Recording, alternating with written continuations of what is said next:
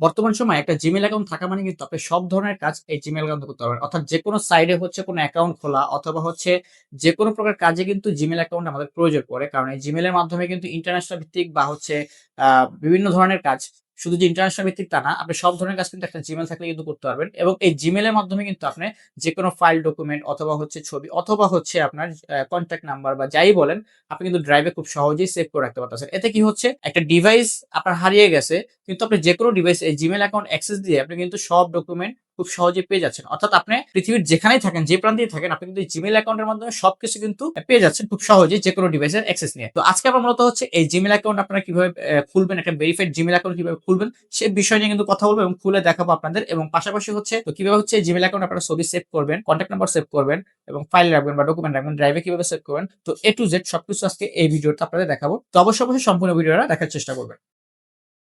তো একটা Gmail account আপনার যদি থাকে সেক্ষেত্রে কিন্তু আপনি যেকোনো সাইটে কিন্তু খুব সহজে আপনারা লগইন করতে পারেন। অর্থাৎ প্রত্যেকটা সাইটে বর্তমানে কিন্তু হচ্ছে আপনার ঢুকতে গেলে তাদের সাইটে কিন্তু অ্যাকাউন্ট খোলা লাগে। কিন্তু সেই অ্যাকাউন্ট খুলতে কিন্তু একটা Gmail অ্যাকাউন্টের প্রয়োজন পড়ে। এবং পাশাপাশি হচ্ছে এই Gmail অ্যাকাউন্ট থাকা মানে হচ্ছে আপনি আপনার সকল ডকুমেন্ট কিন্তু আপনার ফোনে খুব সহজেই রাখতে পারেন। তো আমি যদি ১ম এ আপনাকে একদম একটা ভেরিফাই Gmail কিভাবে আপনারা খুলবেন সেটা যদি বলি, তাহলে সর্বপ্রথম আপনার কিন্তু একটা স্মার্টফোন লাগবে অথবা হচ্ছে আপনার পিসিতে কিন্তু খুব সহজেই খুলতে পারেন। কিন্তু স্মার্টফোনটা থাকলে সেক্ষেত্রে হচ্ছে কি আপনি খুব সহজেই ভেরিফাইড একটা জিমেইল খুলতে পারেন। কারণ হচ্ছে স্মার্টফোনে সিম থাকে। তো সেক্ষেত্রে হচ্ছে অটো ভেরিফিকেশন হয়ে যায় সিম কানেকশন থাকলে। এবং সিম যদি না থাকে সেক্ষেত্রে কিন্তু আপনাকে সিম নাম্বার দিয়ে হচ্ছে ভেরিফিকেশন করে নিতে হবে। তাহলে হচ্ছে কি আপনার জিমেইলটা রিস্ক মুক্ত থাকবে।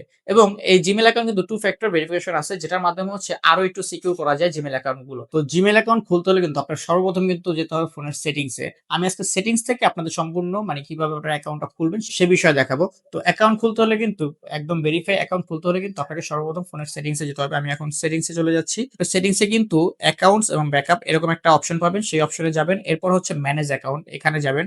ম্যানেজ অ্যাকাউন্টে গেলে কিন্তু আপনারা এখানে এড অ্যাকাউন্ট দেখতে পারবেন একদম নিচে। এড অ্যাকাউন্টে আপনারা হচ্ছে ক্লিক করবেন। এড অ্যাকাউন্টে ক্লিক করার পর আপনারা হচ্ছে গুগল সিলেক্ট করবেন।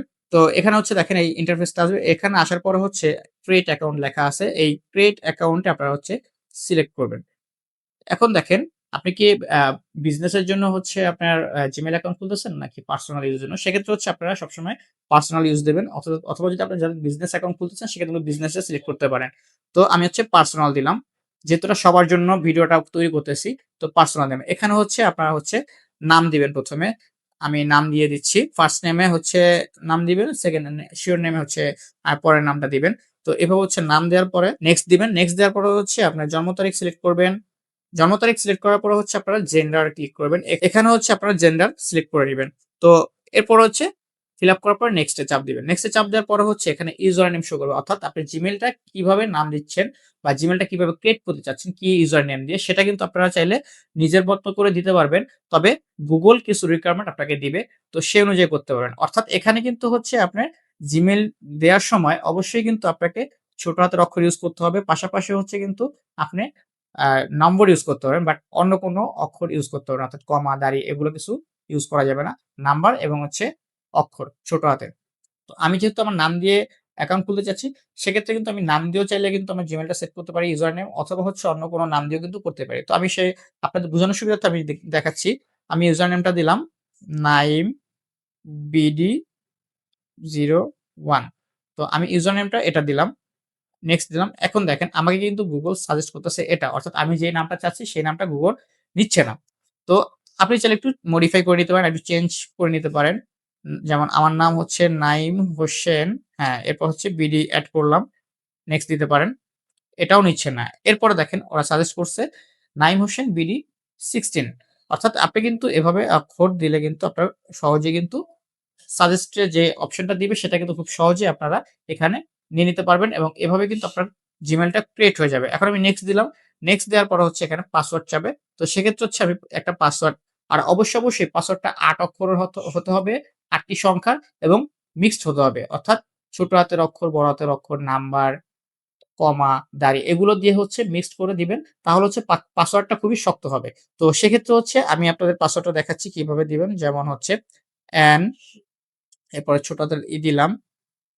যেমন আমি নাইম দিলাম, তারপরে 11 দিলাম, দিলাম, হ্যাশ দিলাম, তারপর হচ্ছে ফুল স্টপ দিলাম।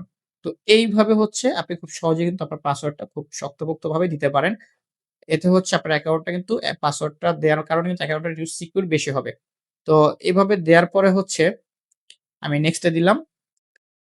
তো নেক্সট এ দেওয়ার পরে কিন্তু আমার পাসওয়ার্ডটা কিন্তু নিয়ে নিয়েছে এবং হচ্ছে আমার অ্যাকাউন্টটা কিন্তু অলরেডি ক্রিয়েট হয়ে গেছে। এখন হচ্ছে আ এই ইমেইল অ্যাড্রেসটা আমি কিন্তু যেকোনো জায়গায় খুব সহজেই ইউজ করতে পারবে।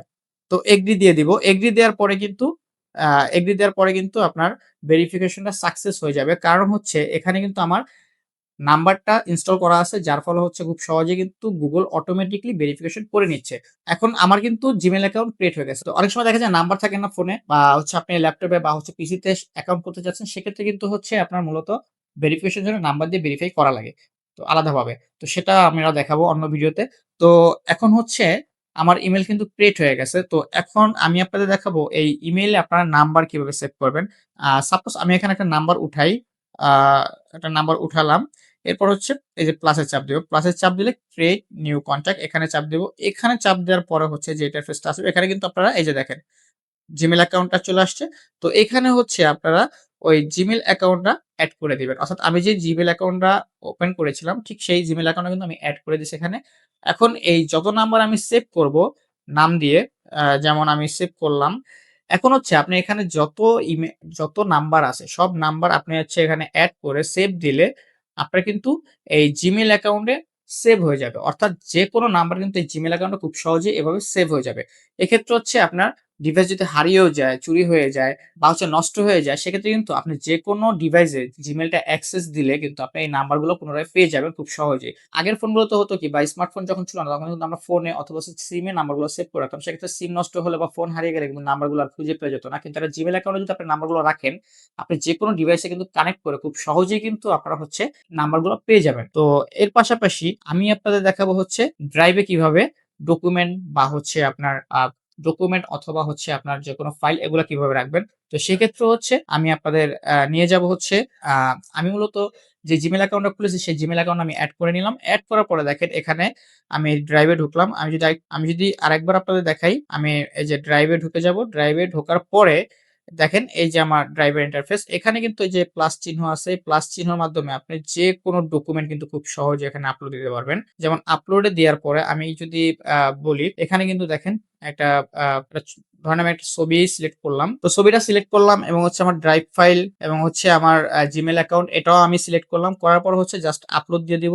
আপলোড দিলেই কিন্তু খুব সহজেই এখানে যে দেখেন আপলোড হয়ে যাবে। আপনি চাইলে ডাটা অথবা ওয়াইফাই ২ ভাবেই কিন্তু আপনারা আপলোড করতে পারবেন। তো এইভাবে হচ্ছে যেকোনো ফাইল খুব সহজে কিন্তু ড্রাইভে আপলোড দিতে পারবেন এবং পৃথিবীর যেকোনো স্থানে বসে আপনি জাস্ট Gmail এর অ্যাক্সেস দিবেন এবং হচ্ছে এই ফাইলগুলো খুব সহজেই দেখতে পারবেন।